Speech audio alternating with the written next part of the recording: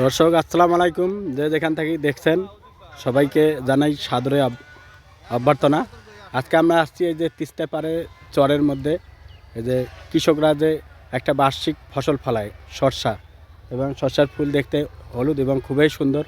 এই সরষা ফুল থেকে হচ্ছে যে প্রাকৃতিকভাবে আশেপাশে হচ্ছে যে বিভিন্ন মধু চাক তৈরি করা হয়েছে, এবং এই চাক থেকে হচ্ছে মধু সংগ্রহ করা হয়।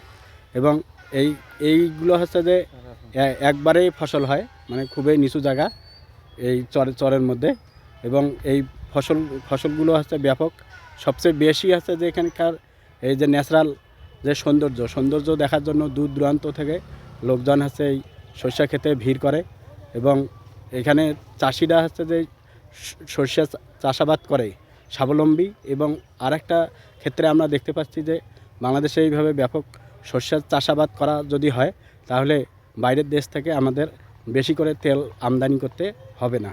তাতেই বাঙালিরাও উজ্জীবিত হবে এবং নিজ দেশের তেল খেয়ে তারা স্বাবলম্বী হবে। এবং বাংলাদেশের অনেক যে আমরা যে আমদানি করার জন্য যে ব্যয়টা করি, এইটা হচ্ছে একটা সাশ্রয় হবে, এবং এই ব্যয়টা আমরা অন্য ক্ষেত্রে ব্যয় করতে পারি। এই যে আমরা এখন দেখতে পাচ্ছি বিভিন্ন জায়গায় যে শস্যা ক্ষেত, চতুর্দিক দিয়ে শস্যা ক্ষেত, এই যে যেদিকে চোখ যায় সেদিকে শস্যা ক্ষেত। এই যে শস্যা ক্ষেত, এবং পাশে মরিচ যেটা ভুট্টা লাগানো হয়েছে, এবং দিগন্ত জোড়ায় এই মাঠের পরে আর পরের মাঠ, তারপরের মাঠ, সব জায়গায় শুধু শস্যা। এবং এইভাবে যদি আমাদের শস্য চাষাবাদ হয়, তাহলে ভোজ্য তেলের যে আমাদের ঘাটতিটা, ইনশাআল্লাহ আমরা ভোজ্য তেলের ঘাটতিটা পূরণ করতে পারবো। এবং কৃষকদের কাছ থেকে আমরা আজকে জানতে পারবো যে তারা এই শস্যা চাষাবাদ করে কীভাবে লাভবান হচ্ছে, এবং এই শস্যটা কী মাসে রোপণ করে এবং কী মাসে এটা তোলা হয়, এবং শস্য চাষের পরে আর কোনো ফসলাদি হয় কি না, এবং এই শস্য চাষের কারণে এই চর অঞ্চলের মানুষের অর্থনৈতিক অবস্থা এখন কেমন, সেটা আমাদের এক কৃষক ভাই আছে, কৃষক ভাইয়ের সাথে আমরা পরিচয় হব এখন। ভাই আসসালামু আলাইকুম। ওয়ালাইকুম আসসালাম। ভাই আপনার নাম কি? মোহাম্মদ মাসুদ পারভেজ। ভাই আপনি কি শস্য লাগাইছেন? জি ইনশাল্লাহ। এটা কি 12 মাসি শস্য না এক সিজন? না, এক সিজনের হয়। সিজন শস্যের চাষাবাদ করে আপনারা কিভাবে লাভবান হচ্ছেন? এই শস্যটা খুব স্বল্প সময়ের মধ্যে আমরা চাষাবাদ করি এবং এতে অনেক আমরা প্রফিট পাই। এই কারণে শস্য আমরা বানিয়ে রোপণ করিয়ে খুব লাভবান হচ্ছে, এই কারণে আমরা শস্য বয়স। শস্য কীরকম দাম পান আপনার বাজারে? প্রায় 3,500 এই রকমের মধ্যে আর কি একটা থাকে। দোন করা কত মন করে শস্য ফলন হয়? 8 থেকে 9 মণ এইরকম একটা হয় আর কি। দর্শক শুনতে পারলেন যে এক বিঘা অর্থাৎ 33% জমিতে প্রায় 8 মণ শস্য হয়। এবং 8 মণ শস্য যদি হয়, এই শস্য যদি 3,000 টাকা করেও মনে হয়, 3 8 24, মানে 24,000 টাকা। এই শস্যটা কিন্তু 2 মাস বা 2 মাসের মতো, 2 থেকে 3 মাসের মধ্যে হয়ে যায়। এবং এই জমিতে কি আপনার আরও ফসল ফলাবেন? হ্যাঁ জি, আমি এরপরে সরিষা দেওয়ার পরে আমি ইরি ধান রোপণ করব। হ্যাঁ, এই যে আপনারা শুনলেন যে শস্য চাষের পরও এই জমিগুলোতে ইরি ধান হয়, এবং ইরি ধান প্রচুর ধান ফলন হয়। এবং এবারে বাংলাদেশের কৃষকরা প্রায় 1 মণ ধানের দাম 1300 থেকে 1400 টাকা মণ। এই জমিগুলোতে বিঘা প্রতি প্রায় 20 থেকে 22 মণ ধান হয়।